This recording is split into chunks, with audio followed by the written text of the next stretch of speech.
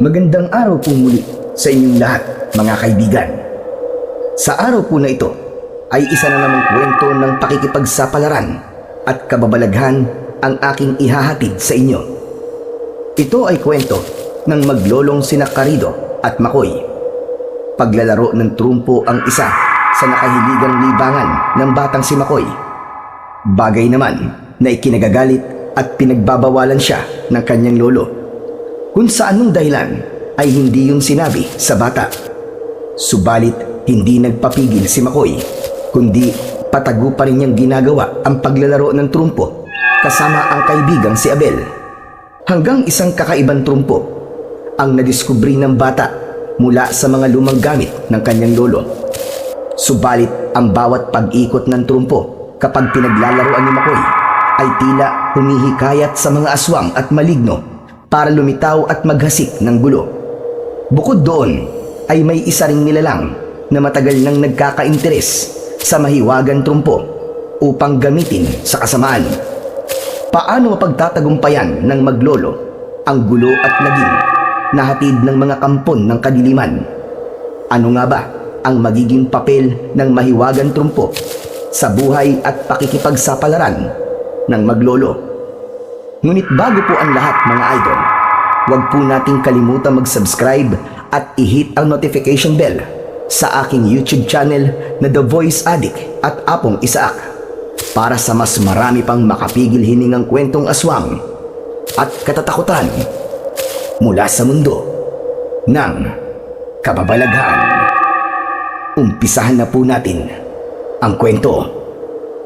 Dumating si Lolo Carido na nagkakandaingay ang kanyang mga alagang baboy. Bahagyang uminit ang ulo ng matanda dahil sa ingay ng mga ito. Galing sa kanyang trabaho sa palaisdaan ang matanda. Isa siyang katiwala doon at ang kanyang kinikita sa pagtatrabaho sa palaisdaan ay para sa araw-araw nilang pangangailangan ng apong si Makoy. Pinuntahan ni Lolo Carido ang kulungan ng kanyang mga alagang baboy. Pambihira naman! Nakakarindi naman kayo! Dumating ako ang ingay-ingay nyo na kagad nang narinig ako. Pambihira talaga itong mga to. Kinakausap niya ang kanyang mga alaga. Nakasanayan niya ng gawin yon. Sabi kasi kapag kinakausap ang mga alaga, ay mas magiging mataba ang mga ito. Kapag malusog ang mga baboy, mas mabigat at maibibenta ito ng mahal. Malamang, hindi pa kayo pinapakain ni Makoy, ano? Dahil hindi pa siya umuwi. Ang batang yun talaga. Ginagalit na naman ako. Ay, Diyos ko! Nagpatuloy sa pag-iingay ang mga baboy, kaya kinuha na ni Lolo Carido ang nakatabing pagkain ng mga ito. Inilagay yon sa kainan ng mga alaga. Gutom na gutom ang mga ito na agad nilantakan ang pagkain ibinigay ng matanda. Habang kumakain ang mga baboy, ay siya namang pagdating ni Makoy galing sa paglalaro. Nakita niya ang kanyang lolo, kaya nag-atubiling lumapit ang bata. Alam kasi niya na magagalit ito dahil meron siyang nakalimutan gawin na ibinilin sa kanya. Nakita siya ng kanyang lolo na tila hindi makalapit, kaya tinawag ng matanda ang apo. Anong ginagawa mo riyan, Makoy? Halika nga rito! Halika rito! Lolo, sorry po. Kahit kailan talaga, ikaw na bata ka, hindi ka nagtatanda. Kabilin-bilinan ko sa'yo na huwag mong gugutumin ang mga alaga nating baboy. Pero kinalimutan mo na naman pakainin. Lolo, sorry na po talaga. Paano? As inuna mo na naman ang pakikipaglaro. Ano ba yung tinatago mo sa likod mo? Wala po to, Lolo. Anong wala? Meron kang tinatago sa likod mo. Patingin nga ako. Hulin lang po to, Lo. Saka Pogs. Gusto kong makita. Ba't ayaw mong ipakita sa akin? Patingin ako. Itatabi ko na lang po, Lo. Gusto ko munang makita bago mo itabi. Ayaw pa rin ipakita ng batang si Makoy ang kanyang hawak na laruan. Kaya napilitan na si Lolo Carido na hawakan ng kamay ng apo na nakakubli sa likod nito. Nakita ni Lolo Carido na isang trumpo ang hawak ng batang si Makoy. Ayun! Kaya pala ayaw mong ipakita sa akin. Dahil trumpo yung hawak mo. Saan galing ito, ha? Saan galing ito? Binili ko po sa tito ng kaibigan ko si Abel. Gumagawa po kasi siya ng trumpo eh. Hindi ba't ka bilin-bilin ako sa'yo? Na ayokong maglalaro ka ng trumpo. Laruin mo na ang kahit na anong laruan. Huwag lamang ang trumpo. Pero lolo, paborito ko pong laruan ng trumpo eh. Gusto ko po talaga nito eh. Nag-usap na tayo tungkol sa bagay na yan, Makoy, ah. At umuo ka na sabihin ko sa'yo na ayokong maglalaro ka nito. Lolo, masaya po talaga ako kapag nakakapaglaro po ako ng trumpo eh. Wala akong pakialam kung masaya ka. Basta ang gusto ko, huwag kang hahawak at lalo na huwag kang maglalaro ng trumpo. Akin na nga yan. Hindi ko na to babalik sa'yo. Ano pong gagawin niyo dyan? Susunogin ko para hindi mo na ulit magamit pa nang matigil ka na sa paglalaro mo ng trumpo. Suminghut-singhut ang bata. Nasaktan siya sa sinabi ng lolo sa planong gawin niya sa kanyang laruan. O ano, umiiyak ka? Nagagalit ka sa akin, ha? Hindi po lolo. Ilang beses ko nang sinabi sa'yo, di ba? Ayokong maglalaro ka nito. Kaya lang batigas ang ulo mo eh. Hindi na ibinalik pa ni Lolo Carido sa kanyang apo ang laruang trumpo. Hindi niya ito sinunog gaya ng kanyang sinabi. Kundi humukay siya sa lupa at ibinaon yun. Hindi niya yun ipinakita sa kanyang apo para hindi ito hukayin. Nang gabing yon ay nakita ni Lolo Carido na malungkot ang batang si Makoy. Pagkakain nila ng hapunan ay dumiretso na ito sa kanyang kwarto. Halos hindi rin ito kinausap ang matanda. May sama ng loob si Makoy sa Lolo Carido niya.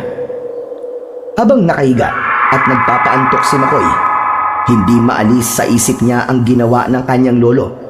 Hindi rin malinaw sa kanya kung bakit siya pinagbabawalang maglaro at gumamit nito.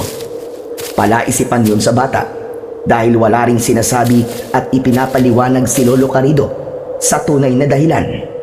Kaya lang, natatakot naman siyang magtanong sa kanyang lolo dahil ayaw din ito na maging mausisa siya. Lalo na ang tungkol sa paglalaro ng trumpo na kanyang ipinagbabawal. Kinabukasan, nang magkita ang magkaibigang Makoy at Abel, napansin ng huli ang kalungkutan ng kaibigan. Hoy, Pards! Anong drama yan, ha? Kanina ka pa tahimik eh. Bakit ba? Wala, Abel. Anong wala? Hindi ka naman dating ganyan, Pards eh. Magulo ka nga tsaka madaldal eh. Tapos ngayon, ang tahi-tahimik mo. Basta, ayos lang ako, Abel. Para mawala yan lungkot mo, mabuti pa. Lumaban tayo kina Kimpoy. Naglalaro sila ng trumpo. Ang matalo, sisibakin yung trumpo. Di ba? Ayos yun? Hindi pwede, Abel eh. Bakit naman? Wala na akong trumpo eh. Kinuha ni Lolo. Ano ka mo kinuha? Tapos, hindi na ibinigay sa'yo? Oo, Abel eh. Nagalit pa nga siya sa akin eh. Kasi nga, ayaw na ayaw niyang naglalaro ko ng trumpo. Kaya lang naman ako natuto maglaro niyan dahil din sa'yo. Pero nang malaman niya na trumpo ang pinaglalaroan ko, ayun, nagalit siya. Ayaw niya talaga. Eka nga lang, baka naman iba ang gusto mong paglaruan. Ano naman yun? Eh di Barbie. Loko ka. Hindi ah. Sabi mo nga, ayaw niya na maglaro ka ng ganong laruan, di ba? Oo. Pero hindi naman Barbie. Pero Pards, ang labo naman ng Lolo Carido mo. Bakit pinagbabawalan ka? Teka, baka dahil hindi siya marunong maglaro ng trumpo. Ewan ko. Ang saya nga maglaro ng trumpo eh. Lalo na kapag napapaikot ng matagal tapos nililipat pa sa palad. Ang angas ng ganon, di ba? Kaya nga gusto ko rin matutunan yung ganun eh. Kaya lang, paano ko pa magagawa yun kung wala na akong trumpo? Eh di, bumili ka uli sa tito ko. Mura lang naman yung trumpo na tinda niya eh. Kaya lang, baka magalit uli sa akin si Lolo Carido eh. KJ naman ang lolo mo. Kung alin pa yung favorite mong laruan, yung pang pinagbabawal sa'yo. Mula ng pagbawalan ni Lolo Carido si Makoy na maglaro ng trumpo, ay naging malungkutin na ang bata. Nakikita yon ng matandang lalaki, pero pilit niyang binabaliwala. Ay, ano ba yan? Nawalan na ng sigla ang apo ko dahil sa ginawa ko. Kung bakit ba kasi sa dami-dami ng laro ang makakahiligan niya. Yung pampaglalaro ng trumpo. Dapat kasi iba na lang.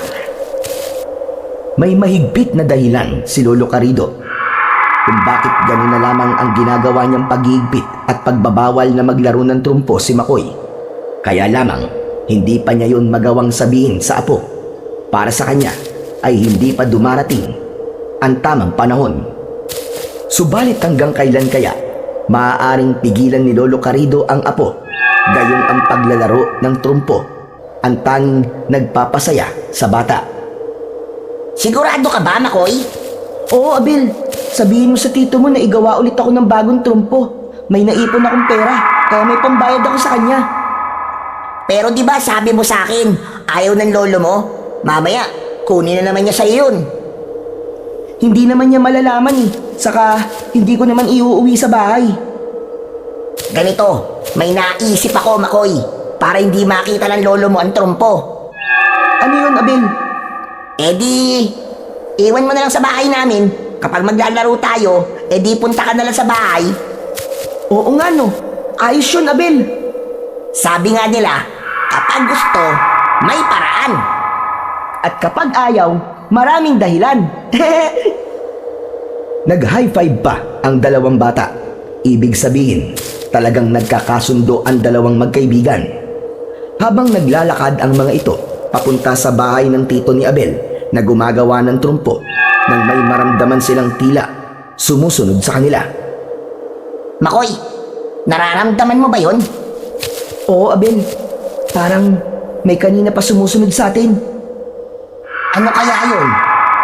Malamang, maligno yung sumusunod sa atin. Ayos ka rin eh, no? Nananakot ka pa eh. Joke lang yun. Ikaw talaga matatakutin ka masyado. Saka, araw na araw oh. Ang liwa-liwanag pa eh.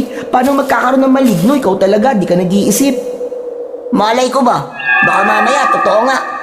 Sabi kasi ng lolo ko, ang mga masasamang nilalang daw, hindi na namimili ng oras, kahit anong oras pa, araw man o gabi. Kapag gusto nilang man-trip at mang-biktima, aatake sila, kahit ano pang oras yan. Talaga ba? Oo, kaya bilin nga sa akin eh, mag-iingat daw ako palagi. Lalo na sa mga ganitong klaseng lugar na maraming mga nakatanim na puno. Maya-maya pa ay muling naramdaman nila ang tila kaluskos mula sa masukal na lugar na kanilang kinaroroonan. Hay na naman, Abel. Naramdaman mo ba? Oo, Makoy, mukhang malapit na malapit lang siya sa kinaroroonan natin. Kapwa kinakabahan ang dalawang bata. Gusto na nilang tumakbo nang mula sa itaas ay biglang bumagsak sa kanilang harapan ang isang patay na hayop, isang maliit na kambing. Sabay na nagulat sina Makoy at Abel at napasigaw pa ng malakas. Tatakbo sana silang papalayo, subalit nakita nila na isang patay na hayop lamang yun. Napatingala na lamang sila para tignan kung saan nanggaling ang bumagsak na patay na kambing. Galing yun sa isang malaking ibon na papalayo na. Hala, anong ibon yon? Ang yaki naman. Tsaka, bakit pinatay niya tong maliit na kambing? Kawawa naman. Tignan mo tong patay na kambing oh. Parang butot balat na lang. At naubos ang dugo. Aba, oo nga, Makoy, ano? Ibig sabihin, sinipsip ng ibon na yon ang dugo nitong kambing. Pero teka lang, Abel. Ibon yun, di ba? Oo, ibon. Teka, may ibon bang sumisipsip ng dugo ng ayop? Makoy, ala, hindi kaya aswang yung nakita nating lumilipad kanina? Araw na araw eh. Ay, teka pala. Sabi mo kanina maaaring araw man o gabi ay umatake ang mga maligno, di ba? Pati na rin mga aswang. Naku po, malamang aswang nga yun, Abel. May aswang na dito sa baryo natin. Umaripas na ng takbo ang dalawang bata. Hindi nila alam kung saan sila pupunta hanggang sa makarating sila sa bahay ng pinsan ni Abel. Sa bahay ng tito niyang gumagawa ng trumpo. Nagtataka ang pinsan ni Abel na si Lino kung bakit tila takot ang dalawang bata. Sinabi ni Abel ang tungkol sa naging karanasan nila habang naglalakad. Maging si Lino ay sumang-ayon na posibleng ang aswang ang kanilang nakita. Para mawala ang takot ng dalawang bata, ay tinuruan na lamang sila ni Lino ng dapat gawin at kung anong pwedeng pangontra. Ipinaalam ang tungkol sa bawang at asin na maaari nilang gamitin sakaling may aswang silang makita at umatake sa kanila. Kahit paano ay nabawasan ang takot ng dalawang bata dahil nga naroon na rin sila sa bahay ng pinsan ni Abel, kaya sinabi ni Makoy ang tungkol sa trumpo na kanyang ipapagawa.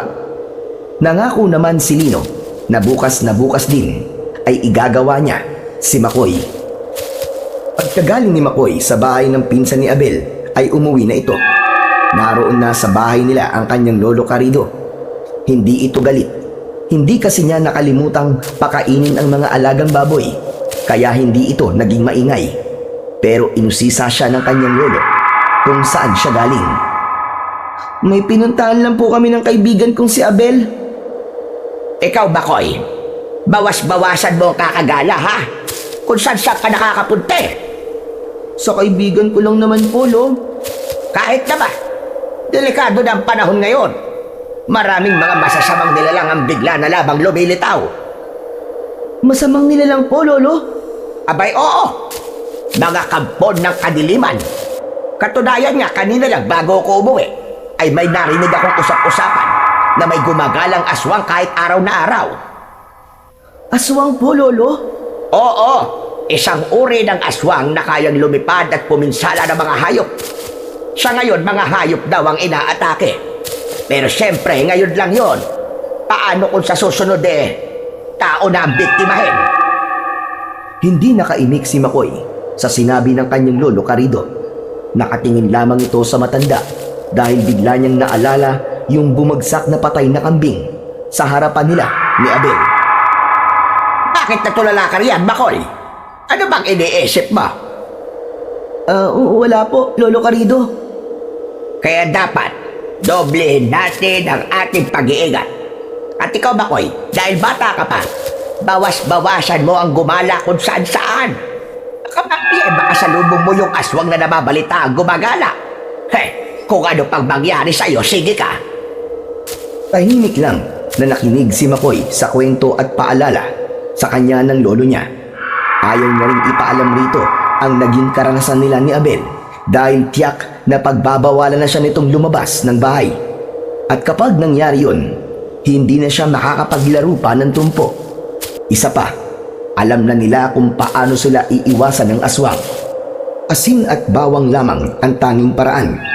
Mas importante pa rin kay Makoy na makalabas siya ng bahay para makapaglaro sila ni Abel, para magamit niya ang trumpo na ipinagawa niya sa tito ng kaibigan. Dahil naman sa bawat araw ay abala si Lolo Carido sa trabaho nito sa palaisdaan, kaya ang tanging magagawa lamang nito ay magpaalala sa apo tuwing aalis siya ng bahay. Isa sa mga mahigpit niyang bilin ay wag na itong maglalaro ng trumpo, bagay na hindi kayang sundin ng bata. Kaya naman nakaisip siya ng paraan para maipagpatuloy pa rin ang paglalaro sa tulong ng kanyang kaibigang si Abel. Kanina pa kita hinihintay dito, Bakoy, ang tagal mo. Dala mo na ba, Abel? Oo naman. Heto, ibinigay na sa akin ni Tito Lino. Buti na lang. Dala ko yung perang pambayad. Ikaw na lang magbigay sa tito mo. Oh, heto. Ayos, may kita na naman si Tito Lino. O, heto naman yung ipinagawa mong trompo. Nilagyan na rin niya ng kulay yan. Wow! Ang gara naman ito, Abel. Ang pogi ng trumpo ko. Ang astig. Talagang ginandaan niya ni Tito para sa'yo eh. Excited na akong gamitin to, Abel. Tara, maglaro tayo. Dumayo tayo sa mga kaibigan natin. Sigurado ka ba, Makoy? Oo, para may pagyabang ko sa kanila tong bago kong trumpo. Dapat, hindi na yung makita ng Lolo Carido mo. Kundi, lagot ka. Saka masasayang ang bagong trumpo mo. Baka ipanggatong lang niya yan. Hehe. Hindi na mangyayari yun, Abel. Sabi ko nga, iiwan ko sa'yo pagkatapos natin maglaro, di ba? Ay, oo nga pala. Sa bahay nga pala namin itatago ang trumpo mo. Kaya tiyak, ligtas sa itak ni Lolo Carido ang trumpo ko. Siya nga pala, Makoy. May dapat kang malaman. Tungkol naman saan, Abel? May trumpo tournament sa plaza ng barangay sa susunod na buwan. Nabasa ko yung poster dun sa mga poste. Talaga? Ibig sabihin, paastigan ng trumpo, pagalingan? Oo, ganun nga.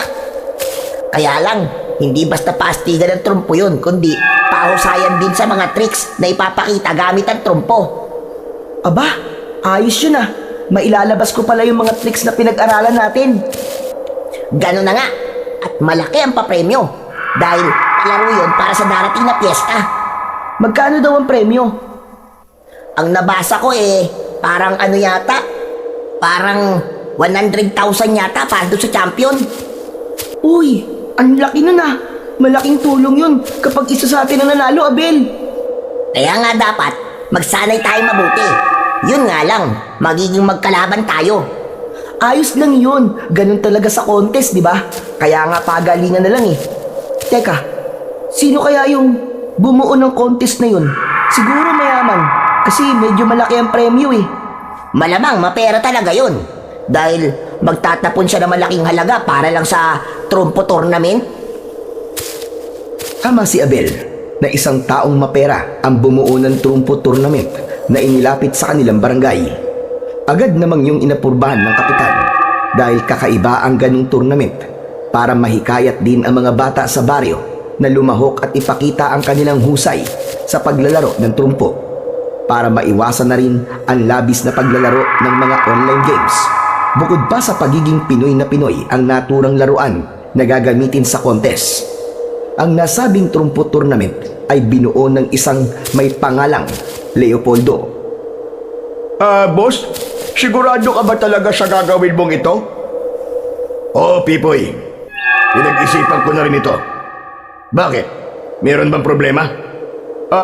Bakit po kasi, parang nagtatapon lang po kayo ng pera? Pipoy, wala akong panghihinayang. Saka para sa kasiyahan ng mga taga rito sa Barrio Amorsolo, okay lang sa akin na magtapon ng pera. Basta masaya sila. Aba, bossing, napakabait nyo naman. Parang hindi ka panipaniwala ah. Nangiinis ka ba ha, Pipoy? Anong hindi ka panipaniwala sinasabi mo? Bossing, parang nagbago na po kayo. Hindi ako sanay. Pwede ba, Pipoy? Huwag mo na lang akong pakialaman dahil alam kong ginagawa ko. Ano po bang mahihita nyo sakaling may madiskubre kayong mahusay maglaro ng trumpo sa baryong to? Di swerte siya dahil magkakaroon siya ng malaking halaga. 100,000 piso. Naninibago talaga ako sa inyo, Boss Leopoldo. Ang dami mong sinasabi, Pipoy. Pwede ba? Itikin mo na lang ang bibig mo dahil hindi ako natutuwa sa opinion mo. Kaya tumahimik ka na lamang. Bahagyang uminit ang ulo ni Leopoldo. Napipikon na siya sa sinasabi ni Pipoy, ang kanyang kanang kamay, at numero unong pakialamero din. Ang totoo kasi ay may importanteng bagay kung bakit handang gumastos ng pera ni Leopoldo sa ganung tournament. May kailangan siyang tiyakin at malaman. Meron din siyang hinahanap at hindi pa niya yun nasasabi sa kanyang kanang kamay dahil baka ikasira pa yun ng kanyang plano kapag sinabi na niya ang tunay na dahilan. Dahil nga interesado sina Makoy at Abel na sumali sa naturang trumpo tournament, kaya kailangan maglaan sila ng mahabang oras sa pagsasanay. Iba't ibang tricks ang kailangan nilang matutunan at mamaster para matiyak na makapasok sila sa finals at isa sa kanila ang manalo. Pero syempre, gustong gusto ni Makoy na siya ang maging kampyon dahil sa premyo na malaking halaga. Ibig niyang itulong yun sa kanyang lolo Carido. Madalas niyang naririnig sa kanyang lolo na napapagod na ito sa pagtatrabaho sa palaisdaan. Kung papalarin, ay nais na lamang ng kanyang lolo na magkaroon ng sariling pagkakakitaan. Ang makabili ng kahit second-hand na tricycle na magagamit para magtinda ng isda o anumang pwedeng ibenta. Sa ganung trabaho kasi ay hindi yun buong maghapon, kundi magkakaroon siya ng sapat na pahinga. May edad na rin kasi ang lolo ni Makoy at gusto niyang tulungan ito upang mapagaan ang buhay. Nang araw na yon ay medyo masama ang pakiramdam ni Lolo Carido, kaya hindi mo na ito makakapunta sa palaisdaan upang pumasok. Nagpasabi na siya sa kasama niya na hindi siya papasok. Ang bagay na yon ay naging problema ni Makoy. Nako, paktay na. Hindi pala aalis si Lolo Carido dahil mabigat ang katawan niya ngayon. Paano kaya to? Napansin ng matandang lalaki na tila balisa si Makoy, kaya nilapitan niya ang apo at tinanong. Oh, ano bang problema mong bata ka? At kanina ka pa parang hindi dyan mapakali. Kuwan po kasi Lolo eh. May pupuntahan lang po sana ako kaya lang meron pala kayong sakit. Bakit? Hindi naman grabe ang sakit ko. Ayos lang ako. Talaga po? Di pwede pa rin po akong lumabas ng bahay. Bakit nga sa ka mapupunta? Sa kaibigan ko po kay Abel. Ano gagawin nyo? Baka mamaya may kalokohan na naman kayo gagawin Wala po. Saka kilala niyo naman po si Abel, mabait po siya, di ba? Kung sa bagay, sige, pinapayagan na kitang pumunta sa kanya. Yun! Ayos! Basta sabi ko sa'yo, wala kayong gagawin kung ano ha? Oo naman po, Lo. Magpapakabait po kami. O sige na, at wag mo kong alalahanin dito dahil okay lang ako. Iinom na lang ako ng gamot. Mamaya lang mawawala na rin itong pamimigat ng katawan ko. Sige po, Lo. Salamat po. Nagmano pa si Makoy bago tuluyang lumabas ng bahay. Masayang masaya ang bata dahil makakalabas na siya at makakapaglaro sila ni Abel. Nakangiti namang sinundan ni Lolo Carido ng tingin ng apo. Naisip niya na talagang malaki na nga si Makoy. 4 na taon pa lamang ito nang iwan ito ng ama nito at ang nanay naman ay sumama sa ibang lalaki. Wala na rin silang balita kung nasaan na ang mga ito. Ikinalulungkot ni Lolo Carido nang maalala ang namatay na anak na si Dario, tatay ni Makoy. Nasasaktan pa rin siya kapag naiisip niya ang dahilan ng naging kamatayan nito. Samantala, masayang masaya si Makoy nang sapitin ang bahay ng kaibigan. Pards! Pards, Abel! Pards! Asan kaya yun? Bakit walang sumasagot? Di kaya umalis siya? Ay, nako. Kainis naman talaga yun, oh. Nalungkot si Makoy na hindi sumagot ang kaibigan, kaya naisip niyang wala ito sa kanilang bahay. Subalit nang aalis na sana siya at babalik na lang sa kanila, ay bigla niyang nakita na nasa likuran lang pala niya si Abel. Nagulat pa si Makoy. Uy, Abel! Pards! Anong ginagawa mo dyan sa likod ko? Kau naman, oh. Ikaw naman, tinawag mo ako, di ba? Kaya lumapit ako sa'yo. Wala ka sa bahay niyo kanina eh. Kaya tinatawag kita. Wala talaga ako sa bahay. Kasi nga, nandito ako sa labas. May pinuntahan kasi ako kanina eh. Kaya pagbalik ko dito, nakita kita. Ayan. Akala ko, di na tayo makakapag-practice ngayon eh. Eto nga dala ko na rin yung trumpo mo kasi nga, alam kong darating ka. Ayos talaga, Pards. Boy Scout ka talaga. Aba, oo naman. Siyempre, laging handa. Akala ko nga di na rin ako makakalabas kanina eh. Kasi hindi pumasok sa palaisdaan si Lolo Carido. Pero pumayag pa rin siya na lumabas ako para makapaglaro tayo. Alam niya kaya na trumpo ang paglalaruan natin? Siyempre, hindi niya alam yun. Saka wala rin akong balak na sabihin sa kanya, no? Di kinuha na naman niya tong trumpo ko kapag nalaman niya. Bakit kasi ganun ang lolo mo? May galit yata sa trumpo. Ayaw na paglaruan mo. Kaya nga eh, ang sarap pa naman paglaruan ng trumpo, di ba? Sinabi mo pa. O ano, ready ka na ba, Pards? Siyempre, ready na ako para pag-aralan yung mga tricks na naisip natin. Gagamit tayo ng sinulid, tapos bote, tapos nakita ko, pati baraha ginagamit din para dun paikutin ng trumpo. Oo, Makoy, tama ka.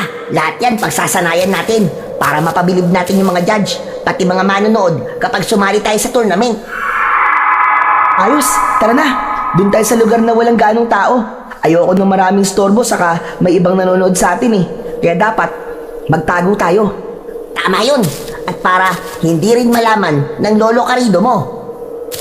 Nagtawanan na lamang ang magkaibigan. Sabay silang naglakad para magtungo sa lugar na walang ganong makakapansin sa kanila para doon magsanay ng mga tricks sa paglalaro ng trumpo. Hapon na nang matapos sa pagsasanay sina Makoy at Abel. Umuwi na ng bahay si Makoy.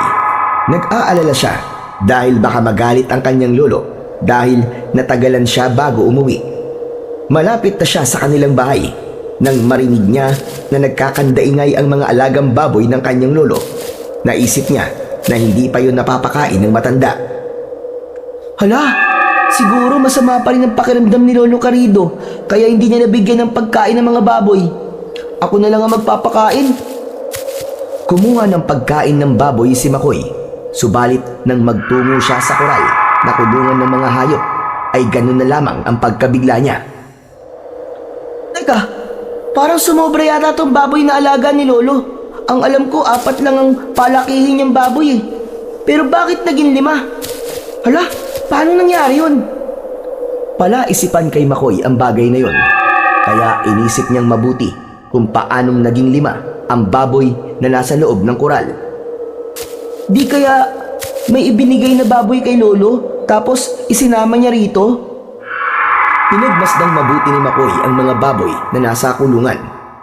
May napansin siyang kakaiba sa isang baboy na naroon. Nakatitig ito sa kanya at bahagyang namumula ang mga mata nito. Tila natatakot din ang ibang baboy, kaya nag-iingay ang mga ito. Teka lang, napapabalita nga pala na may mga aswang na gumagala ngayon. Di kaya... Hala, di kaya isang aswang ang baboy na to? Pinanindigan ng balahibo si Makoy, pero kailangan niyang maging matapang. Naisip niya ang asin at bawang ang maaaring gamitin na pangontra at panlaban sa aswang. Kailangan ko makakuha ng asin o kaya ibawang sa loob ng bahay. Subalit nang aalis na sana si Makoy para pumasok sa loob ng bahay, ay biglang lumundag ang isang baboy papunta sa kanya. Tila aatakihin siya nun. Buti na lamang ay nakaiwas ang bata. Hindi siya nasunggaban ng baboy, pero nabuwal siya at napaupo. Masama ang tingin ng baboy kay Makoy.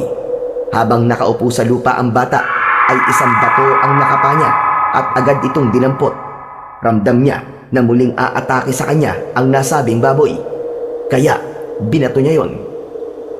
Tapul ang mukha ng baboy at napaigit pa ito sa sakit ng tamaan ng bato. Nagalit ang baboy na tila gusto uli siyang atakihin. Subalit bago pa makalapit ang baboy kay Makoy ay isang malakas na sigaw ang narinig ni Makoy.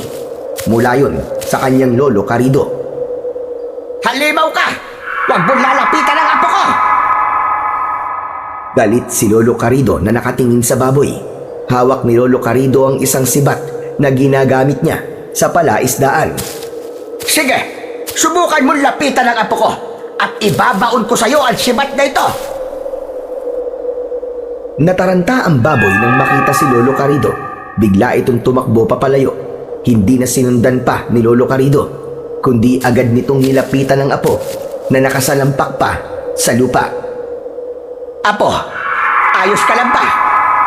Opo, Lolo. Ayos lang po ako. Salamat po. Buti po dumating po kayo. Nagising kasi ako at narinig ko nagkakandaingay ang mga baboy. Silipin ko, abay narito ka nga. Lolo, nagtataka nga po ako bakit 5 po yung baboy doon po sa koral eh. Hindi baboy ang isang yon, kundi isang aswang na nag-anyo ng isang baboy. Tama pala yung kutob ko. Aswang talaga siya. Buti na lamang at hindi pa niya nalalapa ang mga alaga kong baboy. Siguro gusto niyang gawing pagkain at sipsipin ang dugo. Totoo nga palang maaaring maging anyo na iba't ibang hayop ang aswang, Lolo, no? Kagaya ng minsan nakita namin ni Abel na naglalaro kami. Isang aswang na nasa anyo ng isang malaking ibon. Ano ka ba? Nakakita na rin kayo ng aswang? Nabigla si Makoy. Hindi na makapagkakaila. Nadulas na siya at hindi niya na mababawi pa ang kanyang sinabi. Opo, Lolo. Mabuti na lamang at walang masamang ginawa sa inyo. Wala naman po. Kaya nga po nagpapasalamat kami. Kaya nga ka bilim-bilin ko sa yung bata ka. Huwag kang basta-basta na lang lalabas ng bahay. Lalo na ngayon na napakadelikado ng panahon. Nagkalat na rin ang iba't ibang uri ng nilalang. Mga kampon ng kadiliman na maaaring mambiktima at pumatay ng mga tao. Salamat po sa paalala nyo, Lolo. O siya, halika na. Pumasok na tayo sa loob ng bahay. Lo, kumusta na po pala ang pakiramdam nyo? Maayos-ayos na, Apo. Mabuti naman po at magaling na kayo. Pumasok na ng bahay ang maglolo. Sa loob ng bahay, habang sabay na kumakain ng dalawa, ay napag-usapan nila uli ang tungkol sa aswang na nagkunwaring baboy. Ano po ba talagang kailangan ng mga aswang na yun, Lolo? Bakit po sila nang gaganon? Ang nais nila ay manggulo at maghasik ng lagim dito sa baryo. Ginagaya nila ang mga hayop dahil yun ang kanilang target. Sa ngayon, nagiging kontento pa sila sa hayop ang kanilang maging biktima. Kaya lamang, maaaring dumating ang oras na hindi na sapat sa kanila ang dugo at karne ng hayop. Ibig niyo po bang sabihin, posibleng tao na po maging biktima nila? Yun ang posibleng mangyari na totoong nakakabahala, Apo. Naku po, kung gano'n na delikado pala tayo, Lolo. Tama ka. Kanina nga lang kung hindi ako dumating. Aba, baka kwento ka na ngayon. Baka nabiktima ka na ng aswang. Subukan lang po talaga ng aswang na yun at lagot siya sa akin. Apo, hindi madaling kalaban ang mga aswang. Pero Chaklo, meron din po silang kahinaan. Oo naman, meron talaga. Kaya lamang, bilang tao, ay hindi natin mapapantayan ng kanilang kapangyarihan. Maliban na lamang kung meron din pambihirang katangian ang taong lalaban sa kanya. Sana, ako po yun, Lo. Yung meron akong pambihirang katangian. Ikaw na bata ka talaga, oo. Kung ano-ano sinasabi mo. Lo, gusto ko po magkaroon ng superpower. Saka, para po may pagtanggol ko rin ng mga tao sa pag-atake ng masasamang nilalang. Mukhang gutom ka pa rin na po. Sige na, dagdagan mo pa ang pagkain mo. Pero wag masyado magpapakabundat at baka naman maimpatyo ka at sumakit ang tiyan mo. Pero Lo, pwede naman po ang ganun, di ba? May biglang dumating dito sa baryo natin na magiging tagapagtanggol para iligtas po ang mga taong gagawa ng masama ng mga kampo ng kadiliman. Pwedeng mangyari yon. Wish ko po, ako na lang po talaga ang maging tagapagtanggol. Hala, sige na. Tapusin mo na ang pagkain mo. Kung ano-ano na sinasabi mong bata ka. Samantala, sulyapan naman natin ang taong may kakaibang misyon sa Baryo Amorsolo dahil gagamitin niya ang trumpo tournament sa kanilang ibig mangyari. Nagsimula ng registration para sa mga gustong sumali sa Trumpo Tournament. Anong balita, Pipoy? Inutusan kita para siyang mag-monitor noon. Marami naman po nagpapalista at gustong sumali, Boss Leopoldo. Magaling. Excited na rin po mga gustong sumali. Alam ko na magiging magandang palabas ito, Pipoy. Aba, dapat lang naman talaga, bossing. Sa laki ba naman ang halagang ginastos mo para gawin ang Trumpo Tournament at maging ang mga papremyo? Dapat lang na maging magandang palabas ito. Kaya nga, naiinip na ako. Gusto ko nang hatakin ang araw ng piyesta sa baryong ito para sa Trumpo Tournament. Tapos, bossing, ano pong plano nyo sa mananalo? Kukunin nyo po ba siya para magpalabas sa mga perya? Ako na ang nakakaalam doon, Pipoy. Ay, oo nga naman. Kayo na ang nakakaalam. Bakit kasi tinatanong ko pa? Ganyan ka naman talaga eh. Isa kang dakilang pakialamero. Di bale, bossing. Sabi mo nga, dakilang pakialamero. Eh di, ayos na rin yun. May dakila eh. Ay, nako. Mabuti pa ihanda mo na lang ang aking hapunan. Nagugutom na ako, Pipoy. Anong klaseng hapunan, bossing? Siyempre, yung espesyal. Aprobado, bossing. Kapag espesyal, alam ko na kung ano yun. Sariwang laman ng hayop na may isang pitsil na dugo ang espesyal na pagkain inihanda ni Pipoy sa kanyang amo. Mula sa lahi ng mga aswang si Leopoldo, isang uri ng aswang na may kakayahang maging iba't ibang uri ng hayop. Siya ang bunga ng pinagsamang lahi ng aswang na asbo at hanagob. Mga aswang na may pambihirang katangian, mula sa pangkaraniwang aswang. Sa kanyang pagpunta sa baryo ni Lolo Carrido ay may mahalaga siyang misyon at hinahanap. Bahagi yun ng kanilang kultura bilang aswang at kailangang maibalik sa kanila dahil magbibigay yun lalo ng lakas at kapangyarihan. Naihanda na ni Pipoy ang pagkain ng kanyang amo. Gusto mo ba akong saluhan, Pipoy? Hindi na, bossing. Para lang sa inyong espesyal na pagkain na yan. Kailangan ko ng kasabay. Pero, bossing, busog pa ako eh. Busog o nandidiri ka sa aking pagkain? Pipoy, masanay ka na dahil malapit ka na rin maging katulad ko. Wala ka ng ibang mapupuntahan kundi kumain din ng ganitong mga pagkain. Kaya ngayon pa lang ay sanayin mo na ang sarili mo. Saka na lang po, bossing, kapag talagang hinahanap na po ng panlasa ko at ng sikmura ko ang ganyang pagkain. Pero ngayon po, doon na lang po muna ako sa nakasanayan ko. Bahala ka. Pero sayang ang pagkakataon na makakasalo mo ko. Bihira akong magyaya para sabayan ako sa pagkain. Kaya mapalad ka sana. Ayos lang yun, bossing. O sige ho, magpakabusog na lamang po kayo. Tinalikuran na ni Pipoy ang kanyang amo. Alam niyang may lahi ng aswang ang kanyang amo. Kaya nga lamang, hindi pa siya kauri nito. Gayunpaman ay papunta na siya doon. Yun nga lang, hindi pa niya kayang kumain ng pagkaing espesyal na sinasabi ng kanyang bossing. Dahil maayos na ang pakiramdam ni Lolo Carrido, kaya kinabukasan ay pumasok na ito sa kanyang trabaho sa palaisdaan.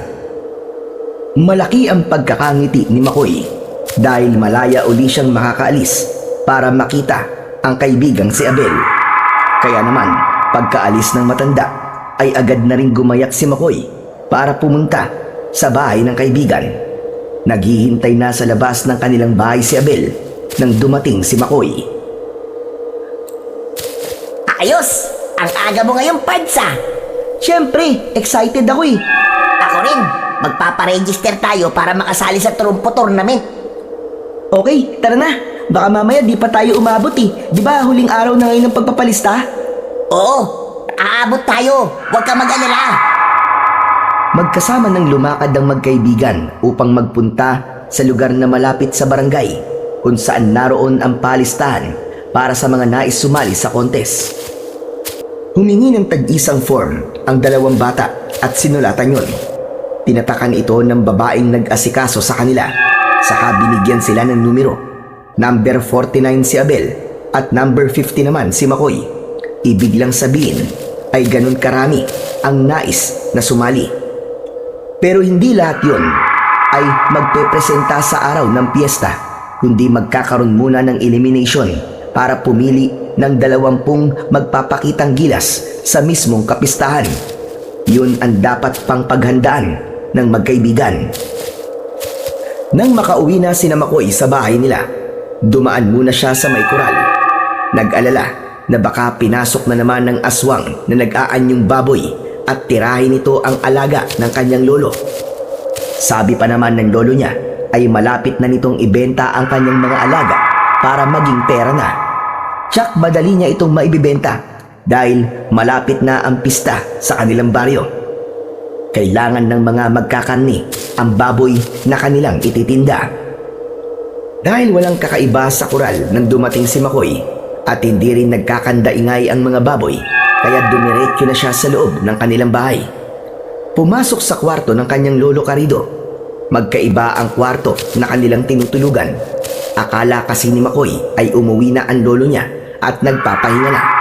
Subalit sa pagpasok niya sa kwarto ng kanyang lolo, ay agad na umagaw ng kanyang atensyon ang isang lumang baul. Mga lumang gamit yon ng matanda. Marahil nakalimutang ibalik mula sa pagkakakuha galing sa ilalim ng kamang tulugan. Dahil noon lang niya nakita ang lumang baul na yon, kaya nagka-interes si Makoy na buksan yon. Mga lumang gamit ng kanyang lolo ang una niyang nakita sa ibabaw ng baul. Inalis niya yon at isang itim na telang supot ang kanyang sunod na nakita. Makapal ang telang supot at mahigpit ang pagkakatali ng bukasan nito. Subalit pinagtiyagaan yung kalagim ni Makoy. Hindi siya makapaniwala nang makita niya ang laman ng itim na telang supot. Isa itong trumpo na may salitang kulay itim at puti na paikot sa ulo ng trumpo. May itinatagong trumpo si Lolo Carido? Yun ang namutawi sa labi ni Makoy. Bakit merong lumang trumpo na nakatago sa isang baul ang kanyang lolo? Ibig sabihin ay naglaro din ng trumpo nung kabataan niya ang lolo niya o kaya naman ay ang tatay niya. Lalong naguluhan si Makoy dahil bakit siya ay pinagbabawalang maglaro samantalang may trumpo palang itinatago ang kanyang lolo. Hinawakan niya ang trumpo at pinagmasdan niyong maigi. Maganda ang pagkakagawa nito at kung titignan ay kakaibang kahoy ang ginamit dito. Pero medyo magaan, hindi gaya ng trumpo na binili niya sa tito ni Abel. Tamang-tama to. Itong gagamitin ko sa elimination para sa tournament. Siguro naman ay hindi malalaman ni Lolo Carido na pinakailaman ko to. Ibabalik ko na lang kapag tapos ng tournament. Ayos! Inayos ni Makoy ang laman ng lumang baul. Ibinalik niya ang mga nilabas na gamit maliban sa telang itim na pinaglagyan ng trumpo, maging ang trumpo mismo. Dahil gagamitin niya yon sa pagsali sa paligsahan, lalo na kapag napili siya sa 20 magpapakitang gilas sa darating na piyesta. Gabi na nang dumating ang kanyang Lolo Carido. Naamoy niya na amoy alak ito. Siguro nakipag-inuman bago umuwi. Nakapagluto na po ako ng hapunan natin, Lolo. Gusto niyo na po bang kumain? Ay, ikaw dalabaga kumain na po. Hindi na ako kakain. Ang gusto ko ay matulog na. Baka po magkasakit kayo, Lolo. Dapat po kumain po kayo kahit konti lang. Kumain na rin ako. Bago kami nagtagayan ng kasama ko sa palaisdaan. Saka konti lang naman ang ininom namin eh. Sige po, tumuloy na po kayo sa kwarto. Ako na lang po ang kakain. Nagtuloy na sa kanyang kwarto ang kanyang Lolo Carido. Nakahinga ng maluwag si Makoy dahil alam niyang hindi mag-uusisa si Lolo Carido. Lalong hindi niya mapapansin ang ginawa niyang pakikialam sa lumang baul nito. Nang makakain ay inayos na rin ni Makoy ang kanyang tutulugan. Tulog na ang lolo niya kaya wala siyang makakakwentuhan. Kaya kailangan na rin niyang magpahinga. Bukas ay kailangan nilang bumalik ni Abel para sa pagpili ng 20 magiging final contestant sa Trumpo Tournament. Walang ibang hangad si Makoy kundi ang mapabilang siya. Hating gabi na at nasa kasarapan ng tulog si Makoy nang magising siya at makarinig ng kakaibang ingay mula sa labas ng kanilang bahay. Pupungas-pungas na napabangon ng bata at sumilip sa bintana ng kanyang kwarto. Napasigaw ang bata nang pagbukas niya ng bintana ay isang nakakatakot na anyo ang nabungara niya. Isang kakaibang nilalang yun, isang aswang na may nakakadiri at nakakatakot na anyo. Mula naman sa katabing kwarto kung saan natutulog ang kanyang lolo ay nagising din ang matanda sa sigaw ni Makoy dahil din sa pagkagulat. Bumangon ang matanda at nagmamadaling pumasok sa kwarto ng apo dahil sa pag-aalala. Makoy, apo! Bakit ano nangyari sa'yo? Narinig ko sumigaw ka. Lolo, nagulat lang po ako. May nakita po kasi yung nakakatakot na nilalang pagbukas ko po ng bintana ng kwarto ko. Anong klaseng nilalang yon? Hindi ko po alam eh. Pero sa tingin ko po, aswang siya. Ano ka mo? Aswang? Opo, Lolo. Nakakatakot at nakakadiri po talaga ang itsura niya. Abang nag-uusap ang maglolo, ay minsan pa'y narinig nila ang ingay na galing sa labas. May kakaibang ungol at igik yun mula sa sinasabing aswang, ayon kay Makoy. Kaya sumilip na rin si Lolo Carido upang alamin kung ano bang nilalang ang naroon. Nakita nga ng matandang lalaki na hindi lang isa, kundi 3 aswang na lumilipad ang naroon sa labas ng bahay.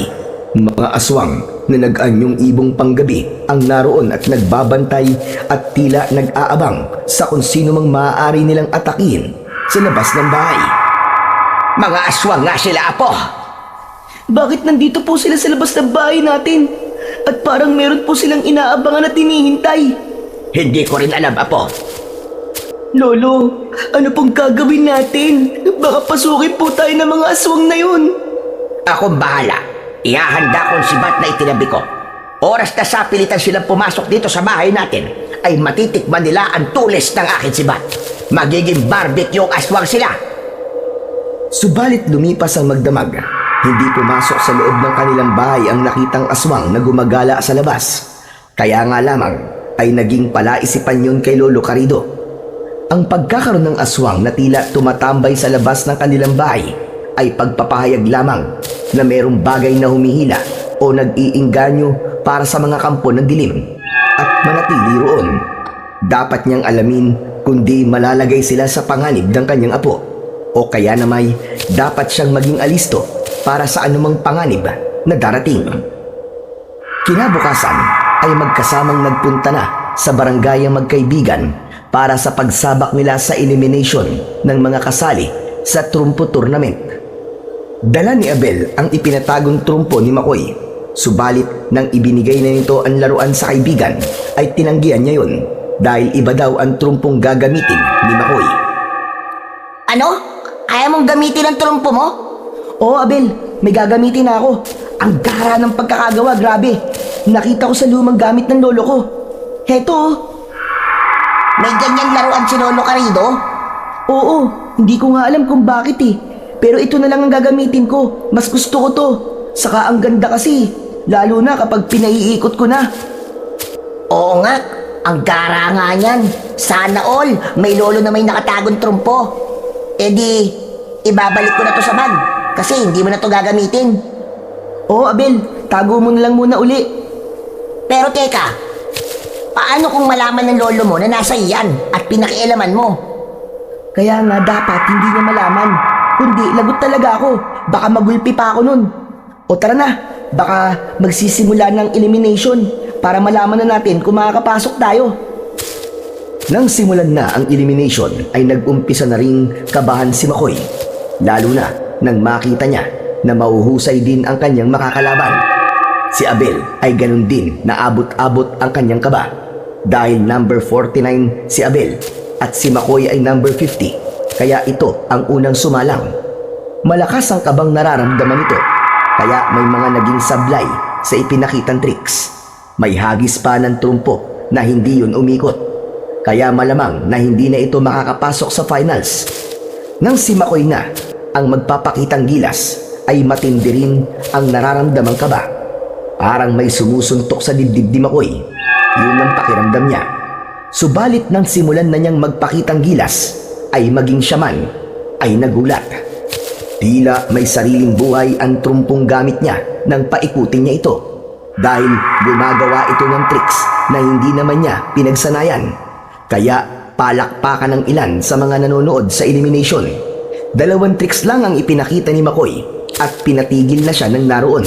Ang sabi sa kanya ay ireserba na lang niya sa mismong kapistahan ang iba pa. Uy, narinig mo yun, Makoy?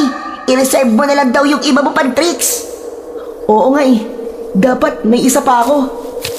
Ano ka ba? Okay na yun. Ang ibig sabihin nun, sure ka lang papasok sa finals. Kasama ka na sa magpapakitang gila sa fiesta. Uy, ayos yun. Pero teka lang ha, yung 2 tricks na ipinakita mo kanina, yung pagtalon-talon ng trumpo, tapos yung pinatulay mo sa mga daliri mo, di ba? Wala naman yun sa pinagpraktusan natin. Oo, di nga yun kasama. Kaya lang kanina kasi parang may sariling diskarte yung trumpo eh. Ano yun? May sarili buhay? Oo, Abel, parang ganun na nga. Kaya ako man nagulat talaga, Abel eh. Teka, mukhang kakaiba talaga yung nakita mong trumpo ah. Yan ang tunay na astig. Sana nga, ikaw na ang manalo, Makoy. Kasi sayang yung premyo. 100,000 piso, biruin mo. Oo nga eh, iririgalo ko yun sa lolo ko kapag ako nanalo. Nang sabihin na ang mga pasado sa elimination at siguradong magpapasikat sa araw ng kapistahan ay kasama ang pangalan ni Makoy.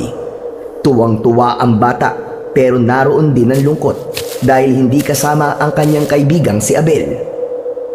Sayang no? Sana ikaw din kasama sa finals para masaya. Ano ka ba? Okay lang yun, Makoy. May next year pa naman eh. Sasali na lang ako uli. Huwag ka nang malungkot. Pambira ka oh. Ayos lang ako. Saka, laban natin to, Abel eh. Dalawa tayo nagsanay, di ba? Basta, Makoy. Pangako mo. Paghusayan mo ha. Pero dararamdaman ko. Alam mo, mananalo ka talaga, Pards. Kaibigan talaga kita, Abel. Kasi, pinapalakas mo ang loob ko palagi. Ano ka ba, Pards? Nakita ko yung mga tricks mo kanina. Sabi mo nga, parang may sariling buhay ang gamit mong trumpo, di ba? Kaya malaki ang pag-asa mong manalo. Sana totoo nga yan, Abel. Para matupad ang pangarap kong matulungan si Lolo. Siyempre, may balato ka rin. Yan ang pinakagusto ko sa lahat ng sinabi mo, Pards. Yung ibibigay mong balato sa akin. Nagkatawanan na lamang ang magkaibigan. Ang kasabikan sa araw ng piyesta para sa gagawing pagpapakitang gilas ni Makoy ay magiging malaking hamon sa bata. Samantala ay silipin natin si Leopoldo na siyang utak ng gagawing trumpo tournament sa Barrio Amorsolo. Maging siya man ay sabik na rin sa magiging resulta ng kanyang proyekto. Ito na rin ang sasagot sa kanyang ginagawang paghahanap. Tiyakin mong nasabihan lahat ng may kinalaman sa trumpo tournament, Pipoy. Ayokong mapahiya ako sa mga tao. Bossing, naayos ko naman po lahat. Hindi lang basta maayos, Pipoy. Dapat walang maging problema. Bossing, matatanda na sila. Alam na nila kung ano ang kanilang gagawin. Basta, tiyakin mo na hindi rin magkakaroon ng gulo. Kaya lang, bossing, may nabalitaan ako. Medyo nag-aalala nga ako eh. Ano yon? Kasi bossing, may mga kauri kang nagsisimula ng gumala dito sa baryo. Hindi ko rin ganap na may paliwanag kung bakit. Samantalang wala ka namang kinalaman sa mga aswang na yun. Isa lang ang nakikita kong dahilan, Pipoy. Andito nga sa baryong ito at naaamoy nila ang amoy na yon. Ano, bossing? Naaamoy? Bakit? Marami bang mababaho at mga amoy aswang sa lugar na to? Tonto! Hindi yun ang ibig ko sabihin. Kundi yung matagal na naming hinahanap na mula pa sa aming mga ninunong aswang asmo at hanagob. Dito marahil yun matatagpuan. Pero kailangan ako makakuha nun at hindi ang ibang aswang. Kung bakit kasi hindi mo nalang sabihin sa akin kung ano yun para matulungan kita eh. Pipoy, kilala ko ang likaw ng bituka mo. Hindi ka lang pakialamero, kundi mahilig ka ring manlamang. Kaya nga, hindi ko ipinagkakatiwala sa'yo ang paghanap nun. Pambihira ka naman, bossing. Nakakasama naman kayo ng loob. Wala akong pakialam kung sumama ang loob mo sa'kin. Nagsasabi lamang ako ng totoo. Hindi nagustuhan ni Pipoy ang sinabi ng kanyang bossing. Talagang nasaktan siya at sumama ang kanyang loob. Matagal na akong naglilingkod sa kanya at naging tapat. Pero yung pala ay pinagdududahan pa rin niya ang katapatan ko. Ngayon, mas nakilala na kita ng gusto, bossing. Kaya magpasensyahan na lang tayo kung isang araw magbago ang isip ko. Kung ano man ang ibig sabihin ni Pipoy sa mga bagay na yon ay siya lamang ang nakakaalam. Iisa lang ang tiyak. Nagkaroon na ng lamat ang pagkakakilala at respeto niya sa kanyang bossing. Hanggang dumating ang pinakahinihintay na araw sa Barrio Amorsolo. Yun nga ay ang kapistahan. Masaya at abala ang mga taga-baryo. Mahalaga sa kanila ang okasyong yun dahil kapos man sila sa pang-araw-araw pagdating ng piyesta ay tinitiyak nila na meron silang maihahanda. Pinaghahandaan talaga nila ang araw na yon.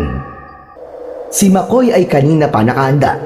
Ang isusuot niya sa gagawing pagtatanghal ay kagabi pa niya inilagay sa bag. Naghihintay na lamang siya na umalis ang kanyang lolo para pumunta sa palaisdaan. Narinig niya ang sinabi nito kagabi na kahit piyesta sa baryo ay mas pipiliin pa rin niya ang pumasok sa trabaho. Sayang kasi ang kanyang kikitain. Kaya nang makita ni Makoy na umalis ang kanyang lolo ay nagmamadali na rin siyang umalis. Dadaan siya sa bahay ng kaibigan dahil sasamahan siya ni Abel sa gagawin niyang pagsali sa paligsahan. Ang best friend niya, ang kanyang numero 1 supporter.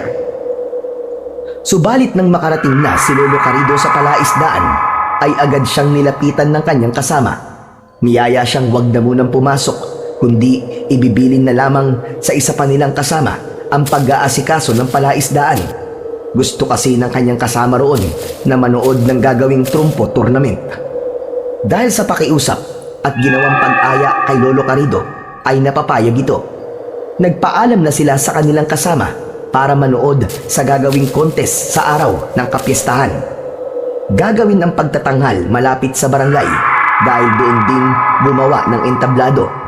Ayon na rin sa pakikipag-usap ni Leopoldo sa kapitan ng baryo. Nag-umpisa na ang programa.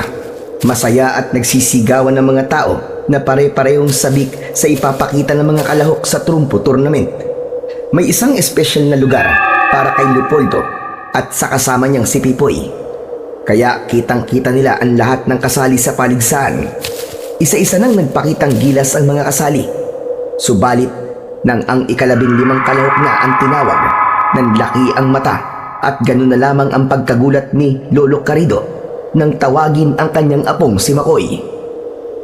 Mang Carido, di ba apo mo yun si Makoy? Oo, apo ko nga yun. Kasali pala siya eh. Di mo nabanggit sa akin. Tapos ayaw mo pang manood para suportahan siya. Ang totoo hindi ko alam na kasali siya. Inilihim sa'yo? Oo, inilihim niya sa akin. Aba baka gusto kang sorpresahin. Oh, haya na pala siya eh. Nasa gitna ng entablado. Mukhang pinaghahandaan niya ang kanyang mga ipapakita. Titig na titig si Lolo Carido sa apo na nasa gitna ng entablado. Hindi siya makapaniwala nang makita niya ang hawak nitong trumpo. Hindi maaari. Bakit niya pinakialaman yon? Ano niyang nalaman ng trumpo na itinago ko sa baol? Mang Carido, tignan mo. Ang husay pala ng apo mo eh. Kakaiba ang mga tricks niya. Yung trumpong gamit niya parang kusang gumagalaw. May sarili at ang buhay. Aba, kakaiban talaga. Hindi niya dapat kinuha ang trumpo na yon. Nagsisigawan ng mga tao. Tila bitin pa sila sa mga ipinakitang husay ni Makoy at kung paano niya minamanipula ang trumpo sa kanyang mga kamay. Kaya humingi pa ang mga tao ng karagdagang tricks mula kay Makoy. Wala namang kahirap-hirap si Makoy sa mga tricks na ipapakita dahil nga sa bawat pagpapaikot niya ng trumpo ay may ginagawa itong nakakamanghang bagay.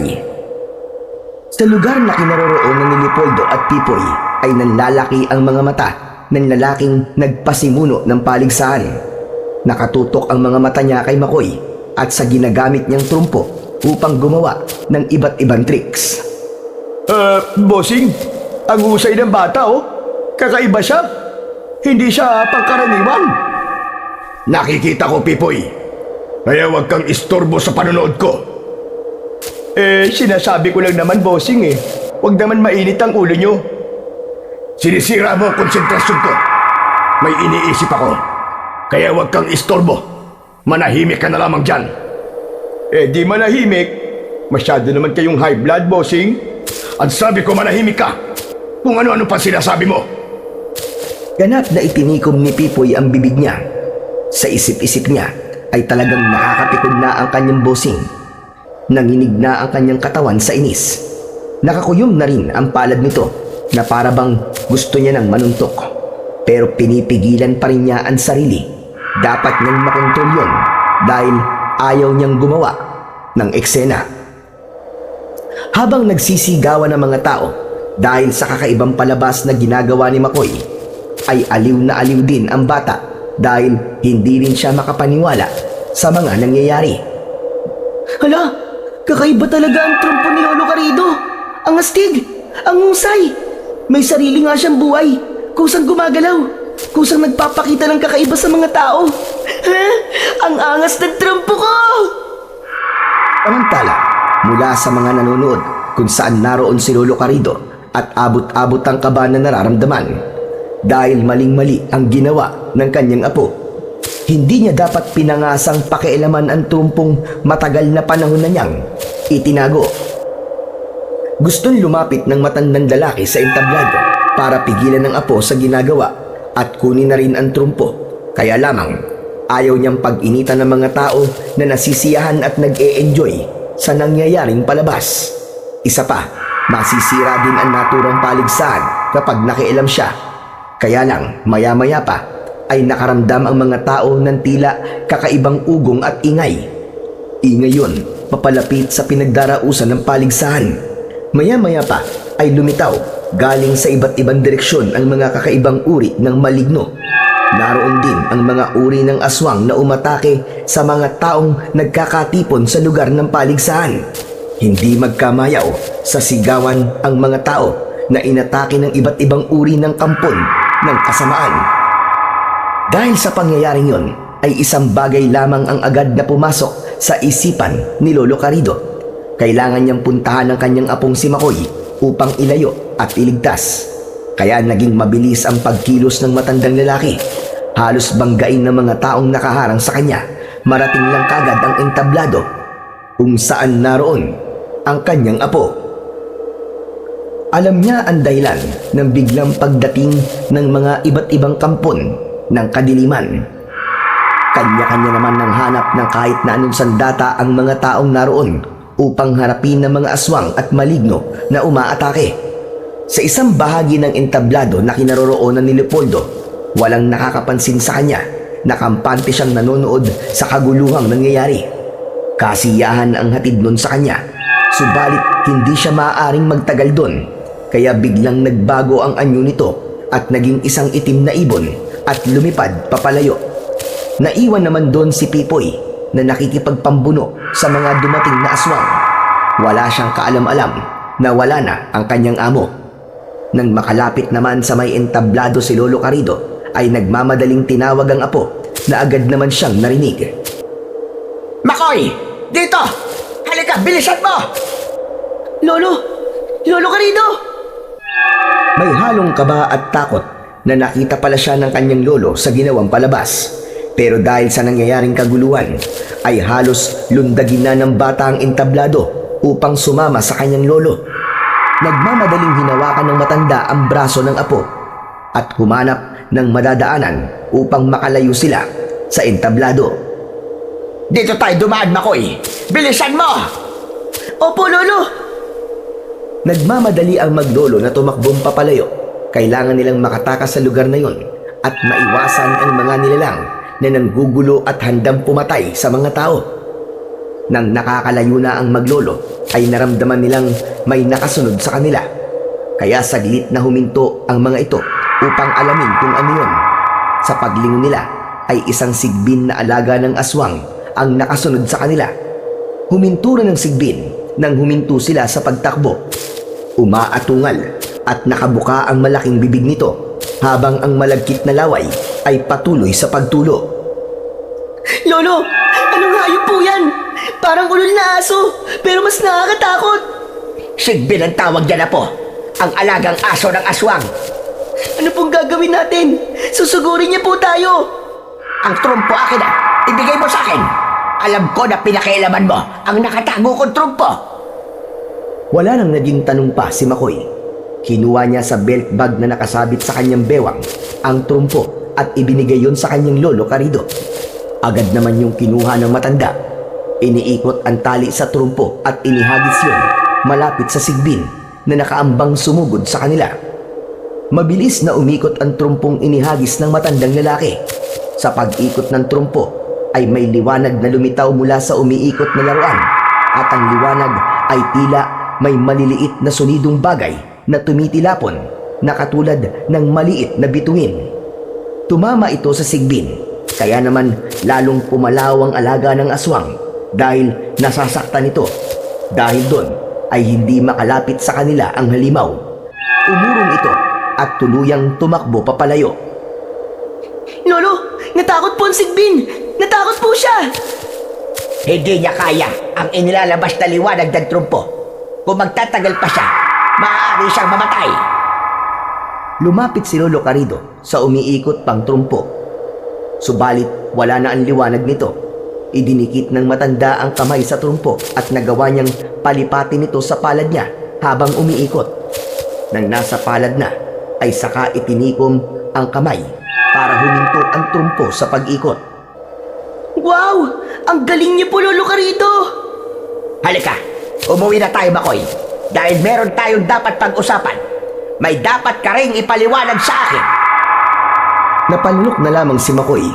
May diin ang pagkakabitiw ng salita ng kanyang lolo, kaya ramdam niyang may sama ito ng loob sa kanya.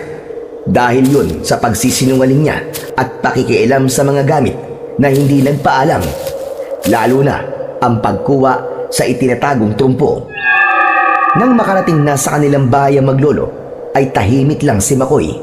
Nakikiramdam sa kanyang lolo hanggang sa binasag na ni Lolo Carrido ang katahimikan sa pagitan nila. Anong kalokohan ang ginawa mo, Makoy? Pinagbawalan na kita maglaro ng trumpo, di ba? Tapos wala pala akong kamalay-malay na patuloy ka pa rin sa paglalaro. At nagawa mo pang sumali sa kompetisyon na yon. Sorry po, Lolo. Gusto ko lang po talaga ang paglalaro ng trumpo eh. Saka masaya po ako kapag nakakapagtrumpo. Kaya pasensya na po kayo sa akin kung naging matigas po ang ulo ko at di ko po kayo sinunod. Hindi lang yon, kundi nagawa mo pang pakialaman ang mga lumang gamit na nasa ilalim ng aking kama. Kinuha mo pa ang lumang trumpo na naroon. Sobra na itong ginawa mo. Eh kasi po, Lolo, naisip ko po na yun ang gagamitin ko po sa contest. Kasi po maganda po ang pagkakagawa eh. Saka ang gaan gamitin. Gusto ko po kasi manalo. Malaki po kasi ang premyo. Kung manalo po ako dun, ibibigay ko po sana sa inyo. Para po hindi na kayo magtrabaho sa palaisdaan. Pwede po kayong mag-business gaya po na sinabi nyo. Kaya po ayun, nagpumilit po akong sumali. Kaya lang, hindi po natapos yung contest eh. Dahil po may gulong nangyari. Tama ka. Dahil sa mga kampon ng dilim na sumalakay at handang pumatay ng mga kababaryo natin. Sana lang, walang ganong napahamak sa nangyari kanina. Wala pa tayong balita. Gustong-gustong mainis ni Lolo Carrido sa apo niya. Kaya lamang tila naibsan ng galit niya dahil sa sinabi ng bata. Para sa kapakanan pala niya ang iniisip nito dahil nga nahihirapan na siyang magtrabaho sa palaisdaan. Ibig ni Makoy na matulungan ang Lolo Carrido niya at pagaanin ang buhay nito. Pero Lo, may tanong lang po ako sa inyo. Huwag po sana kayong magagalit sa akin ha. Ano ba yon? Bakit po meron kayong trumpo dun sa inyong lumang baul? Dati po ba kayo naglalaro ng trumpo, Lolo? Mahilig din po ba kayong gumawa ng mga tricks? Pero, bakit niyo po ako pinagbabawalang maglaro kung mahilig din pala kayo sa trumpo? Saglit na natahimik si Lolo Carrido. Marami itong tanong. Kailangan niya nang sabihin sa apo ang dahilan. Wala na siyang lusot para itago pa yon. Kaya minsan pang bumalik sa alaala ng matandang lalaki ang isang pangyayaring nais niya na sanang ibaon sa limot. Dahil nga mabigat sa dibdib na balikan ang tungkol sa nakaraang yon. Gaya ni Makoy ay mahilig din sa paglalaro ng trumpo ang tatay niyang si Dario nung kabataan pa nito. Si Dario ay anak ni Lolo Carrido. Hanggang sa mag-asawa ay nanatiling libangan ito ni Dario at mahilig rin sumali sa iba't ibang paligsahan na may kinalaman sa trumpo. Si Lolo Carrido ang nagturo sa anak at ipinasa rin niya ang trumpo na minana pa niya sa kanya namang ama na galing din sa mga ninuno. Subalit ang naturang trumpo ay meron palang nakatagong kwento. Hindi lamang ito isang pangkaraniwan trumpo, kundi meron tong taglay na kakaibang lakas at kapangyarihan. Sa madaling salita, ay mahiwaga ang trumpong minana pa ni Lolo Carrido sa kanyang mga ninuno. Yun nga lang, mapait ang naging karanasan ni Lolo Carrido at ng anak niyang si Dario sa trumpo na yon. Galing ng gabing yon sa isang kompetisyon si Dario kasama ang asawa nito. Siya ang nanalo at nag-uwi ng malaking halaga. Ang trumpo na ibinigay ni Lolo Carrido sa anak ang nagpanalo dito. Kaya nga lang, ang tanging alam noon ni Lolo Carrido ay kakaiba lang ang trumpo at swerte ang dala sa kanila. Ngunit ang katotohanan ay may dala rin itong kamalasan na hindi nasabi sa kanya ng kanyang nuno na nagpasa nito. Dahil ang nasabing trumpo ay may kakayahang gisingin ang mga natutulog na maligno at nanghahalina sa mga aswang. Sila man ay nais makuha ang trumpo dahil sa pambihira nitong kakayan na magpapalakas sa kanila. Huli na nang malaman yon ni Lolo Carido. Kaya dahil sa pag-iingat ni Dario sa trumpo ay nanganib ang buhay nito. Napatay ito ng isang malakas na aswang na siyang nagka-interes sa trumpo. Kasamang namatay ang asawa ni Dario na si Marina, ang nanay ni Makoy. Subalit hindi nakuha ng aswang ang trumpo dahil bago pa kunin ng aswang ay nasunggaban na ito ni Lolo Carido na siyang ginamit din na matanda upang labanan ang halimaw. Ang bawat pag-ikot ng trumpo ay nagbibigay ng liwanag na pumapatay sa mga kampon ng kadiliman. Ang pag-ikot nito ang nagsisilbing buhay sa trumpo.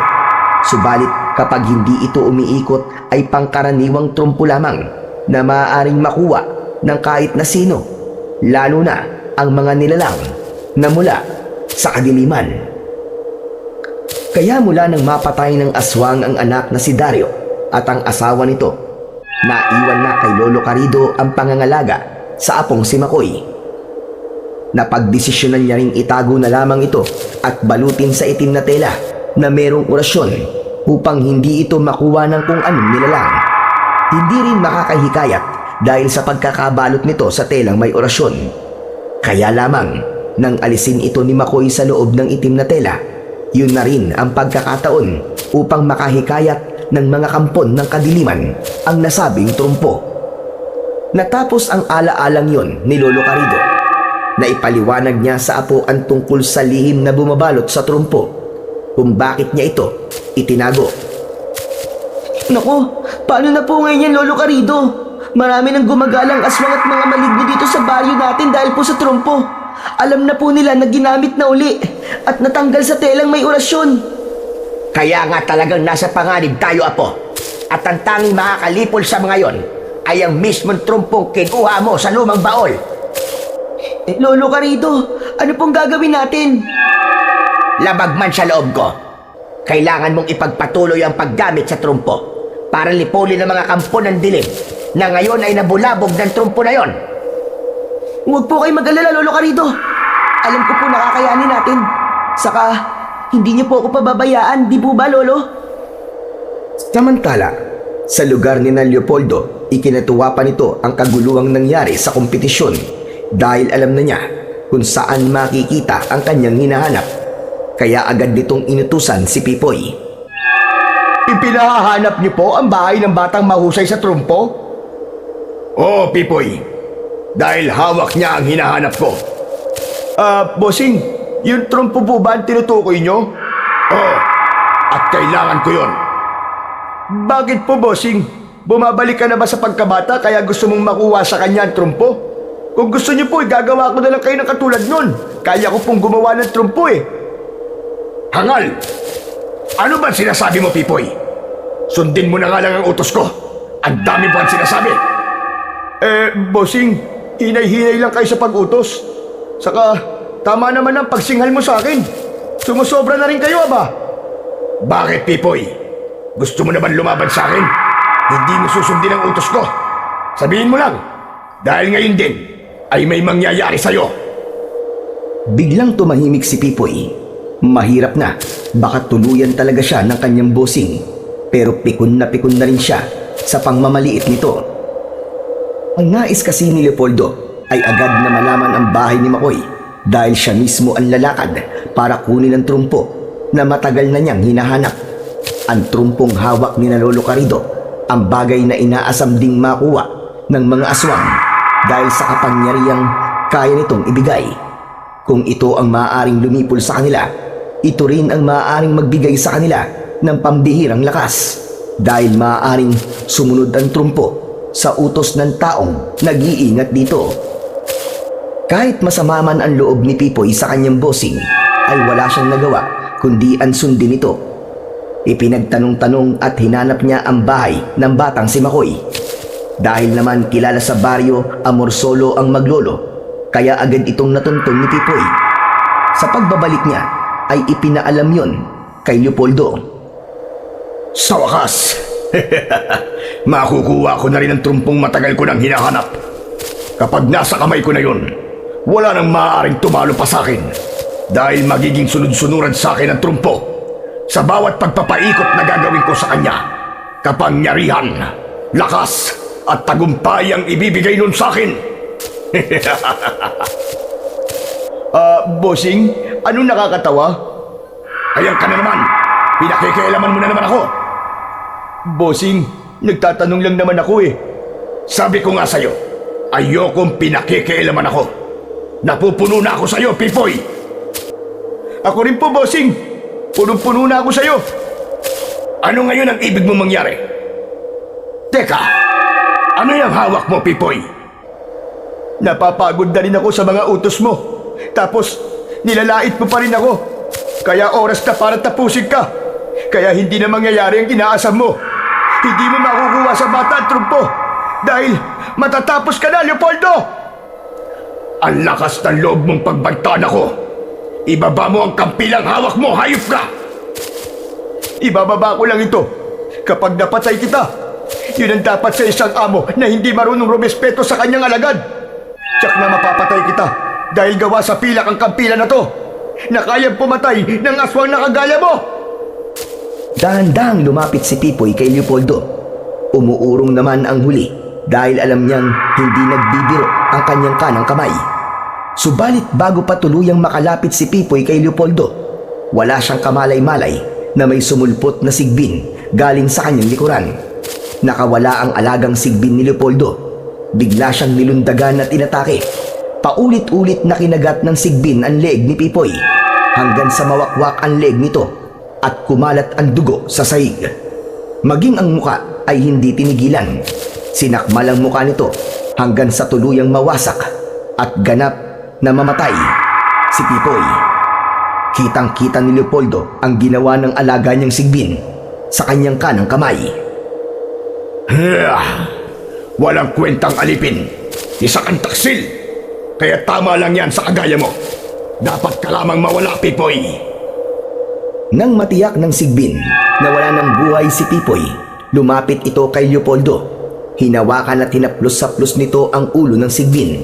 Saka inutusan na bumalik sa kulungan nito. Isa lang ang ibig sabihin nun. Taglay ni Leopoldo ang kapangyarihan upang pasunurin ang mga aswang at iba pang kampon ng dilim. Higit pa ron ang kaya niyang gawin kapag napasakamay na niya ang trumpong iniingatan ni Lolo Carido. Samantala, nang sandali rin na yon, pagkatapos na ipaalam ni Lolo Carido sa kanyang apo ang tungkol sa mahiwagang trumpo, ay naghanda na sila. May mangyayari po ba, Lolo Carido? Kaya dapat nakaredy tayo? Oo, Makoy. Yun nangyari sa may barangay.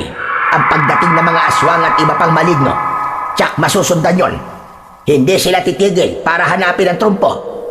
Sabi ko nga sa'yo, mula nang gamitin mo uli ang maiwagang laruan, ay humikayat na yon ng mga kampon ng kadiliman. Kailangan hindi sila magwagi, Lolo. Kundi marami mapapahamak kapag nakuha nila ang trumpo. Kaya nga, pagandaan mo rin ang pagsalakay nila. Wag na wag mong ibibigay ang trumpo. Sa'yo ko ipinapaubaya ang paggamit sa trumpo. Lalo na't ikaw ang gumising sa natutulog nitong kapangyarihan dahil ginamit mo roon sa paligsahan. Maya-maya lang ay may tumawag mula sa labas ng bahay. Tinawag nun ang pangalan ni Makoy. Apo, naririnig mo ba yon? May tumatawag sa'yo. Si Abel po yun, Lolo Carido. Bakit kaya? Lumabas ang maglolo para harapin ang kaibigan ni Makoy. Magandang araw po, Lolo Carido. Uy, Makoy! Pards, salamat naman at ligtas ka rin. Oo naman, Pards. Ako pa ba? Siya nga pala, may kasama ako. Gusto ka daw makausap kasi may dalang swerte sa'yo ng lolo mo. Magandang araw po sa inyo, Lolo. Lalong-lalo na sa'yo, Makoy. Tama ba? Makoy nga ba ang pangalan mo? Opo, sir. Teka po, parang nakita ko na po kayo ah. Teka, saan nga ba? Sa contest, tama. Doon po sa paligsahan. Nakita ko na po kayo doon. Tama ka. Ako nga pala si Leopoldo at ako ang organizer ng Trumpo Tournament at sa akin manggagaling ang premyo. Bakit po kayo nandito, sir? Ano po ba ang sadya nyo? Lolo, gusto ko lang pong ipaalam sa inyo na ang apo niyong si Makoy ang siyang nanalo sa contest. At syempre, mapupunta sa kanya ang premyo. Wow! Astig! Ayos na ayos yun, Pards! Congrats sa'yo, ah! Talaga po, Sir Leopoldo. Malaking tulong po sa amin ni Lolo Carido ang premyo na yun. Maraming salamat po. Kaya nga lang, hindi ko dala ang premyo ngayon, kundi naroon sa aking bahay. Para makuha niyo yon, kailangan niyo sumama sa akin. Dapat niyong dalhin ang trumpong ginamit mo, Makoy. Sandali lamang. Para saan? Ba't kailangan dalhin pa ang trumpo? Para po sa picture. Dapat sa pagtanggap ni Makoy ng premyo, ay hawak din niya ang kanyang laruan trumpo. Mahalaga po na nakikita rin yun sa picture. O paano po? Tara na, at naghihintay ang sasakyan natin. Bago sumama ang maglolo, ay bumalik muna sila sa loob ng bahay para kunin ang mahiwagang trumpo na nasa isang belt bag. Kinuha yun ng bata at inilagay sa bewang. Subalit hindi maalis kay Lolo Carido ang pagkabahala. Bakit po, Lo? May problema po ba? Iba ang kutob ko sa Leopoldo na yun, apo. Parang may kakaiba sa kanya. Si Lolo talaga, oh. Sayang naman po yung premyo. Sabi naman niya, ako ang nanalo eh. Kaya dapat makuha natin ang premyo. Oo naman. Pero ingatan mo mabuti ang trumpo. Sabi ko nga sa'yo, iba ang kutob ko sa Leopoldo na yon. Opo, Lolo. Ako pong bahala sa trumpo. Ang mahalaga po ay makuha po natin ang premyong para sa akin. Dahil magiging malaking tulong po yun. Sumama na ang maglolo kay Leopoldo. Sumakay na sila sa isang itim na kotse na si Leopoldo ang nagmamaneho. Wala na ang alalay niyang si Pipoy dahil tinapos niya na ang pagiging pakialamero nito. Habang tumatakbo ang kotse ay dumaan ito sa liblib at may matataas na kahoy. Nakikiramdam ang maglolo habang nasa loob ng sasakyan. Hanggang sa biglang huminto ang sinasakyan nila. Sir Leopoldo, ano po nangyari? Bakit po kayo huminto? Nagkaroon ng problema ang makina. Malayo pa po ba tayo? Malapit na sana eh. Kaya lamang nagkaroon ng aberya. Sandali lang. Titignan ko lang ang makina. Subalit hindi bumaba si Leopoldo. Tahimik lang itong nakatingin sa labas ng kotse. Akala ko ba kailangan mong tignan ang makina? Bababa rin ba kami? Bago pa yun sagutin ni Leopoldo, ay bigla nang nagbago ang anyo nito. Naging isang aswang, isang mapanganib na halimaw. Matalim ang mga mata, lumaki at nagkaroon ng tulis ang mga tenga, at napuno ng matatalas na ngipin ang bibig nito. Wala na kayong kawala ngayon. Akin ang trumpo. Ibigay niyo sa akin. Mabilis ang naging kilos ni Makoy. Agad niyang nabuksan ang kotse. Subalit naiwan sa loob si Lolo Carido. Nakulong sa loob ng kotse si Lolo Carido. Baka patayin siya ni Leopoldo na naging isang aswang. Kailangan mabuksan ko ang kotse. Hala, hindi ko mabuksan ang kotse. Nakalak na. Natataranta na si Makoy dahil alam niyang nasa panganib ang buhay ng kanyang Lolo Carido. Agad niyang naisip ang dala niyang trumpo na nasa kanyang dalang belt bag. Inuha yun ni Makoy.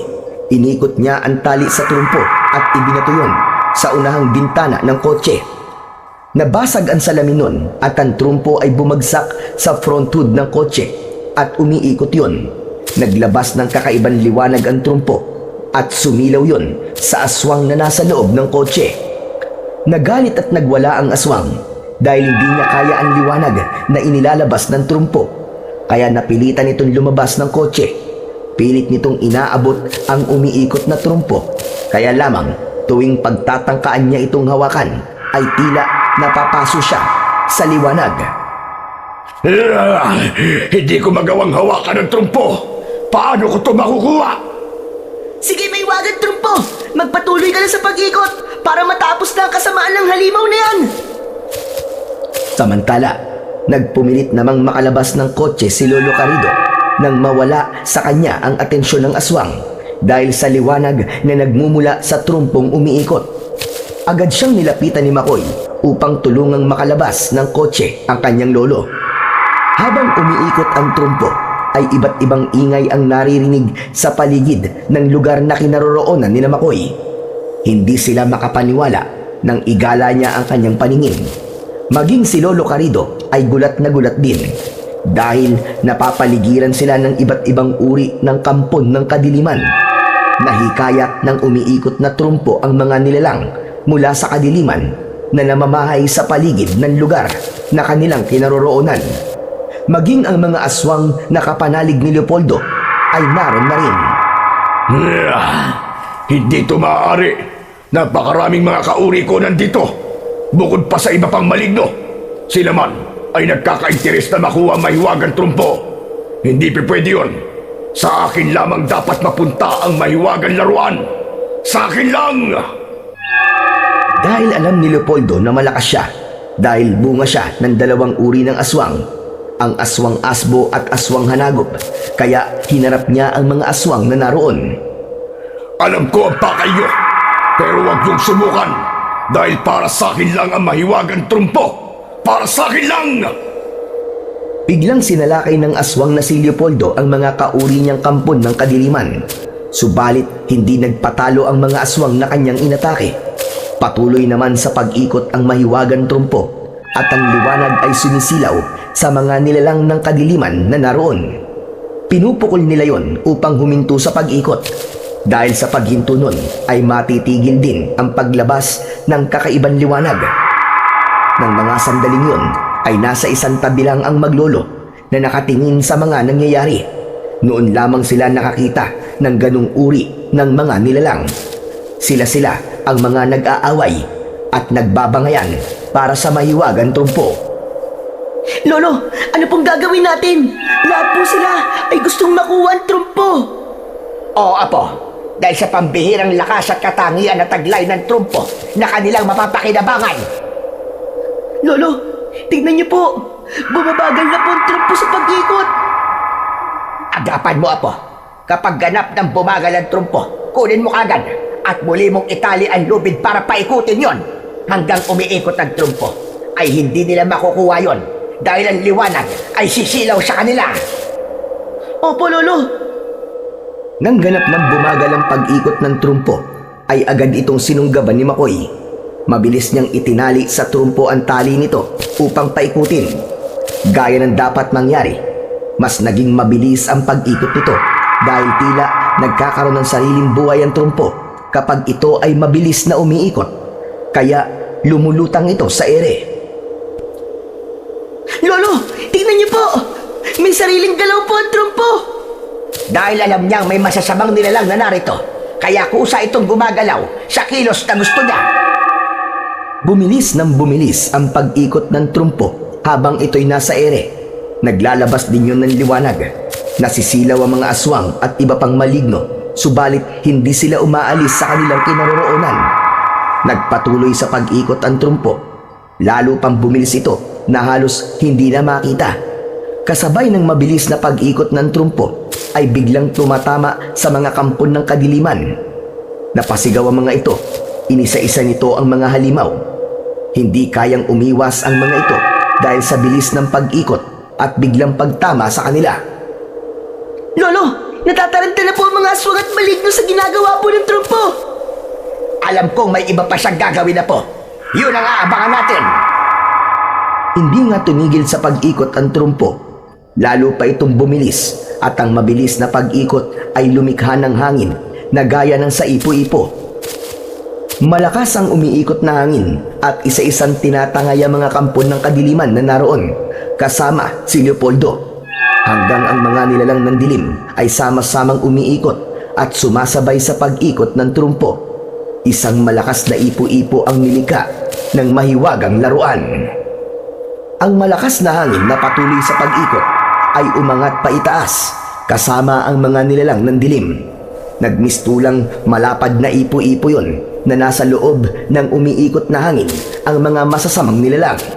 Iniangat ng malakas na hangin ang mga halimaw. Dinala yon ng ipo-ipo sa karagatan at doon ay nilunod ang mga ito. Kaya yun na rin ang naging katapusan ng mga kampon ng kadiliman. Hindi makapaniwala ang maglolo sa kanilang nasaksihan. Buong akala nila ay kasama ng ipo-ipo ang trumpo, Subalit nang mapatingin sila sa lupa, ay naroon ang mahiwagang trumpo. Naiwan ito. Lolo, tingnan nyo! Hindi kasama sa ipo-ipo yung trumpo! Akala ko iniwan na niya tayo. Kayo po ang nag-iingat sa trumpo, Lolo. Kayo po ang nagmamay-ari. Kaya hindi niya po tayo iiwan. Tama ka, Apo. Para din siya tao. Nasa atin ang kanyang katapatan. Dinampot ni Makoy ang trumpo. Ibinalik yon sa belt bag na nasa kanyang bewang. Lolo, ligtas na po tayo. Wala na po ang mga aswang at maligno. Kaya kailangan ko nang itago uli ang trumpo, Apo. Para wala na rin makakahikayat pa sa masasamang nilalang. Hindi na rin malalagay pa sa peligro ang buhay natin at ang buong baryo. Opo, Lolo. Pero, Lolo, payag na po ba kayong maglaro ko ng trumpo? Yung gawa po ng tito ni Abel?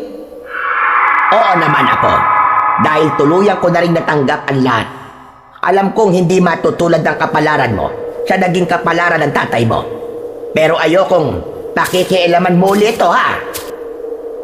Paano po kung biglang magkaroon uli ng mga aswang? Baka na lamang natin pag-isipan yon. Pero sa ngayon, hayaan na muna nating magpahinga at manahimik ang mahiwagan trumpo ng liwanag at buhawi. Para din yon sa ating kapayapaan. Umuwi na ang maglolo. Muling itinago yun ni Lolo Carido. Kung kailan muling gagamitin ang mahiwagang trumpo, ay panahon na lamang ang makapagsasabi.